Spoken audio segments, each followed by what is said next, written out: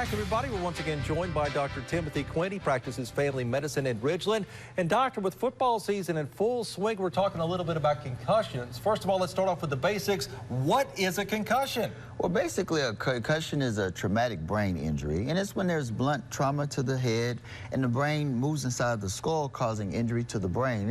It can be very dangerous, and it's something that should be taken very seriously. So your brain is literally moving inside your skull? Oh, yes. I mean, you think about it like, say, an egg inside of a shell. It moves around and it hits back and forth, and it actually causes a lot of damage to the brain, especially if there are concurrent concussions. That's why this is such an important interview. Now, how do you know if you had a concussion? What are the symptoms? Well, the symptoms are very common. I mean, the most common is the headache. I mean, imagine like me, I did an interview not long ago, and I talked to some coaches, and I talked about a scenario where I took a hit. I used to play football many years ago. Defensive end. Yeah, but but I came off the field, and I remember my head was spinning, it was hurting, I was dizzy, sort of disoriented.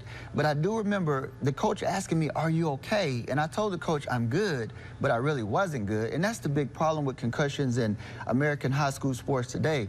A lot of the children or the athletes, they try to evade the coach to pretend they're okay, but they're really not, and they stay in the game, and in that event, they can have a second concussion while they're having the current concussion, and that can lead to post-concussion syndrome, which can actually be deadly. Okay, nobody wants to come out of the game. We're all tough guys there, but you got to use some common sense out there, don't you? Well, the deal is we just have to educate, and that's what I did in that interview, and I'm doing it today, and hopefully they can take this home, and parents can really talk to their children and let them know, let the coaches know, or let the trainers on the sideline know, if you're not okay, don't pretend you are, because if you stay out there, you might get to stay for a little while, but you could lose the rest of the season with a, a permanent concussion that could be, long term, or you could even lose your life. Okay, what is the treatment for a concussion? Say you have one, you come out of the game, then what's next for you? Well, the most important thing is rest and observation and follow-up. I mean, there's no specific medication for a concussion. Basically, what we do as physicians is we monitor the symptoms, and we'll evaluate the patient over time and make sure that everything resolves, such as the headache.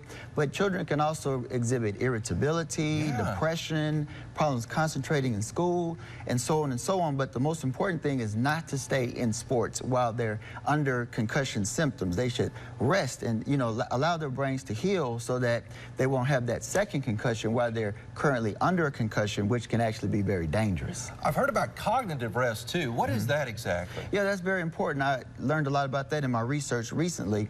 If someone has severe symptoms where they just can't concentrate, they're having severe headaches, some of the medical centers now are recommending that they maybe stay out of school for a while.